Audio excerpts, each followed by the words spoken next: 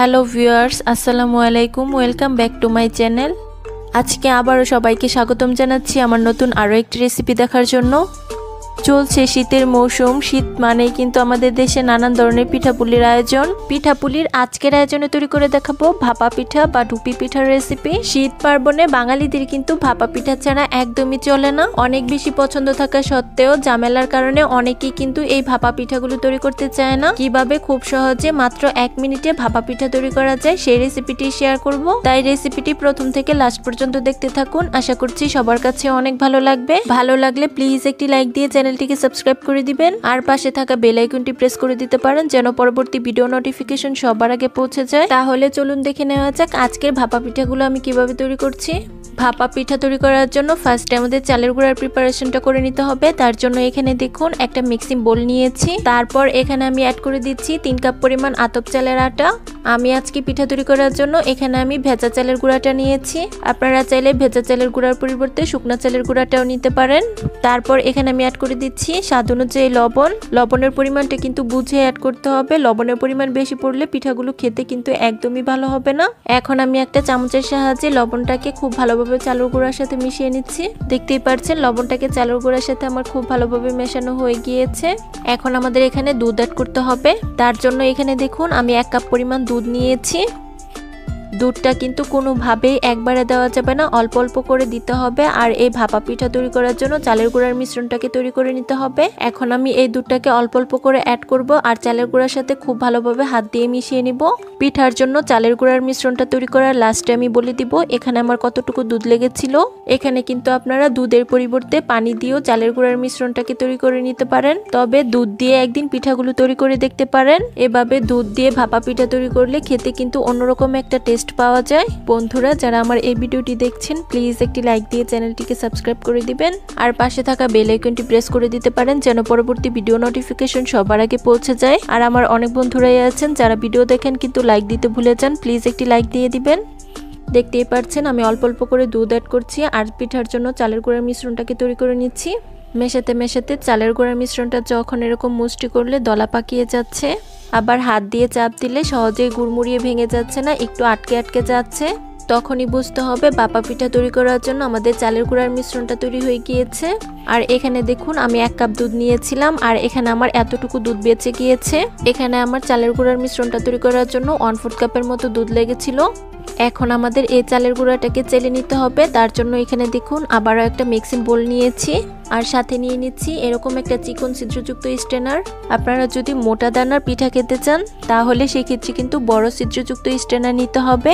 আমি আজকে চিকন দানার ভাপা পিঠা তৈরি করব, তার জন্য এখানে আমি একটা চিকন ছিদ্রযুক্ত স্ট্রেনার নিয়েছি। এখন আমি এই স্ট্রেনারটার মধ্যে আমরা যে আগে চালের আটাটাকে রেডি করে রেখেছিলাম এটা দিয়ে চেলে নিচ্ছি। এই কাজটা কিন্তু খুবই সহজ। অল্প পরিমাণ চালের আটা নিয়ে আলতো হাতে প্রেস করলে দেখা যাবে চালের আটাটা কি সুন্দর চেলে নেওয়া হয়ে যাচ্ছে। এভাবে আমি সবগুলো চালের আটা স্ট্রেনারের সাহায্যে চেলে নিব। দেখতেই পাচ্ছেন আমার সবগুলো আটা চেলে নেওয়া হয়ে গিয়েছে। আর দেখুন চালের গুঁড়াগুলো এখন দেখতে কি সুন্দর ঝরঝরে হয়ে গিয়েছে। এখন আমরা এই চালের আটাগুলো একটা সাইডে রেখে দিব আর বাকি উপকরণগুলো রেডি করে নিব। তার জন্য এখানে দেখুন আমি কিছুটা পরিমাণ গুড় আগেই কুচি করে কেটে নিয়েছি। এখানে আমি খেজুরের গুড়টা নিয়েছি। সাধারণত ভাপা পিঠা তৈরি করার ক্ষেত্রে খেজুরের গুড়টাই কিন্তু নেওয়া হয় আর খেজুরের গুড় দিয়েই কিন্তু ভাপা পিঠা খেতে অনেক বেশি মজার হয়। আর সাথে আমি কিছুটা পরিমাণ কোরানো নারকেল নিয়ে নিয়েছি। এখন আমরা পিঠাগুলো সাজিয়ে নিব। তার জন্য এখানে দেখুন এরকম একটা স্টিলের বাটি নিয়ে নিয়েছি। আপনারা চাইলে কিন্তু বাজারে অনেক রকমের ভাপা পিঠার সাজ পাওয়া যায়, সেগুলো দিয়েও পিঠাগুলো তৈরি করে নিতে পারেন। এখন এই বাটিটার মধ্যে আমরা যে আগে চালের আটাটা রেডি করে রেখেছিলাম সেখান থেকে কিছুটা পরিমাণ চালের আটা নিয়ে নিচ্ছি। আর এখানে কিন্তু চালের আটাটা একদমই চাপাচাপি করা যাবে না, তাহলে কিন্তু পিঠাগুলোর ভিতরটা কাঁচা থেকে যাবে। তারপর এখানে আমি অ্যাড করে দিচ্ছি কিছুটা পরিমাণ গুড়। গুড় অ্যাড করা হয়ে গেলে এর উপর আমি অ্যাড করে দিচ্ছি কিছুটা পরিমাণ নারকেল। আমি আজকে 2 লেয়ারের ভাপা পিঠা তৈরি করব, তার জন্য প্রথমে আমি অল্প পরিমাণ গুড় ও নারকেল অ্যাড করছি। এখন এর উপর আমি অল্প পরিমাণ চালের গুঁড়া অ্যাড করছি।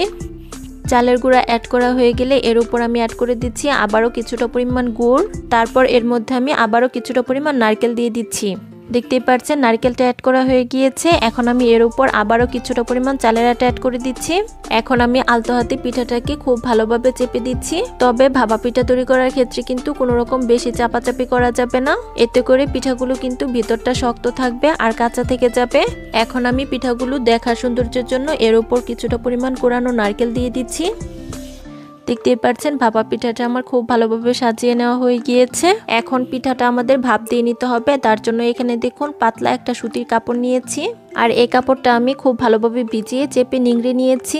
এখন এই কাপড়টা দিয়ে পিঠার উপরে ঢেকে দিব। আর এই পিঠাটা আমরা এখন ভাপ দিতে চলে যাব। তার জন্য এখানে দেখুন চুলায় আগে একটা ভাতের পাতিলে পর্যাপ্ত পরিমাণ পানি দিয়ে গরম করে নিয়েছি। এখন এর উপর আমি এরকম একটা স্ট্যান্ডার নিয়ে নিয়েছি। এখন এই স্ট্যান্ডারটার উপর আমি পিঠাটাকে বসিয়ে দিচ্ছি। পিঠাটা স্ট্যান্ডারের উপর বসানো হয়ে গেলে এখন আমি বাটিটাকে এর উপর থেকে তুলে নিচ্ছি। বাটিটা তুলে নেওয়া হয়ে গেলে এখন আমি কাপড় দিয়ে পিঠাটাকে খুব ভালোভাবে ঢেকে দিব। এখন একটা ঢাকনা দিয়ে ঢেকে দিব 1 মিনিটের জন্য। আর এই সময়ের মধ্যে আমরা আরও একটি পিঠা সাজিয়ে নিব। তার জন্য এখানে দেখুন বাটিটার মধ্যে কিন্তু অনেকটা পরিমাণ আটা লেগে আছে। এখন আমি এর মধ্যে আবারও কিছুটা পরিমাণ শুকনো আটা লাগিয়ে নিচ্ছি। তারপর এর মধ্যে আমি একইভাবে কিছুটা পরিমাণ চালের আটা নিয়ে নিচ্ছি। তারপর গুড় আর নারকেল দিয়ে পিঠাটাকে আমি সাজিয়ে নিচ্ছি। আপনারা চাইলে কিন্তু 1 লেয়ারের পিঠাগুলো তৈরি করে নিতে পারেন। শীতের এই সিজনটাতে কিন্তু আমরা সবাই পিঠা তৈরি করে থাকি। তার মধ্যে ভাপা পিঠাটা কিন্তু আমরা কম বেশি সবাই তৈরি করে থাকি। একদিন এইভাবে ভাপা পিঠা তৈরি করে দেখতে পারেন। আশা করছি এই পিঠার স্বাদ মুখে লেগে থাকবে। আর এই ভাপা পিঠাগুলো একদিন খাওয়ার পর আবারও খেতে ইচ্ছে করবে। তো দেখতেই পাচ্ছেন আমি নারকেল ও গুড় দিয়ে আরও একটি পিঠা 2 লেয়ার ভাবে সাজিয়ে নিয়েছি। এখন আমি এই পিঠাটার উপরও কিছুটা পরিমাণ উপরে নারকেল দিয়ে সাজিয়ে নিচ্ছি। তো দেখতেই পাচ্ছেন বন্ধুরা আমার কিন্তু আরও একটি পিঠা তৈরি করা হয়ে গিয়েছে। এখন আমরা এই পিঠাটাকেও ভাপ দিতে চলে যাব। আর এখানে দেখুন আমরা যে আগে একটা পিঠা ভাপ দিতে বসিয়ে রেখেছিলাম, এটার এখন ঢাকনাটাকে তুলে নিচ্ছি। এখন আমি কাপড় সরিয়ে পিঠাটাকে চেক করে নিচ্ছি হয়েছে কিনা। দেখতেই পাচ্ছেন পিঠার কালারটা কিন্তু চেঞ্জ হয়ে গিয়েছে, আর দেখেই বোঝা যাচ্ছে পিঠাটার ভিতরটাও কিন্তু খুব ভালোভাবে কুক হয়ে গিয়েছে। এখন আমি পিঠাটাকে চুলা থেকে নামিয়ে নিব। তারপর আমরা যে আরও একটি পিঠা রেডি করে রেখেছি সেটাকে আমরা ভাপে বসিয়ে দিব। এখন আমি একইভাবে এই বাটিটাকেও পিঠা থেকে তুলে নিব। বাটিটা তুলে নেওয়া হয়ে গেলে এখন আমি একটা ঢাকনা দিয়ে ঢেকে দিব আবারও 1 মিনিটের জন্য। এভাবে আমরা সবগুলো পিঠা বানিয়ে ভাপ দিয়ে নিব। ফিরে এলাম 1 মিনিট পর। এখন আমি ঢাকনাটাকে তুলে নিচ্ছি আর চেক করে নিচ্ছি এই পিঠাটা হয়েছে কিনা।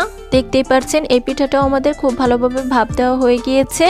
এখন আমি এই পিঠাটাকেও চুলা থেকে নামিয়ে নিব। আর একই প্রসেসে বাকি সবগুলো পিঠা আমরা অফ স্ক্রিনে বানিয়ে ভাপ দিয়ে নিব। বন্ধুরা আমি সবগুলো পিঠা অফ স্ক্রিনে বানিয়ে নিয়েছি। এখন আমি কাপড় থেকে পিঠাগুলো ছাড়িয়ে নিব আর আপনাদের মাঝে আমি পিঠাগুলো পরিবেশন করে দেখিয়ে দিচ্ছি। বন্ধুরা দেখতেই পাচ্ছেন আমি সবগুলো পিঠা পরিবেশন করে নিয়েছি। আর দেখুন পিঠাগুলো দেখতে কি অসম্ভব লোভনীয় লাগছে। পিঠাগুলো দেখতেই শুধু লোভনীয় নয়, খেতেও কিন্তু হয়েছে অনেক সুস্বাদু। আমি একটি পিঠা আপনাদের মাঝে ভেঙে দেখিয়ে দিচ্ছি, ভিতরটাও কত সুন্দর পারফেক্ট হয়েছে। আশা করছি আমার আজকের ভাপা পিঠার রেসিপি সবার কাছে অনেক ভালো লেগেছে। ভালো লাগলে প্লিজ একটি লাইক দিয়ে চ্যানেলটিকে সাবস্ক্রাইব করে দিবেন আর পাশে থাকা বেল আইকনটি প্রেস করে দিতে পারেন যেন পরবর্তী ভিডিও নোটিফিকেশন সবার আগে পৌঁছে যায়। আর যারা ফেসবুক পেজ থেকে দেখছেন প্লিজ একটি ফলো দিয়ে দিবেন। সবাই অনেক বেশি ভালো থাকবেন। দেখা হবে অন্য কোনো রেসিপিতে। ধন্যবাদ সবাইকে। আল্লাহ হাফিজ।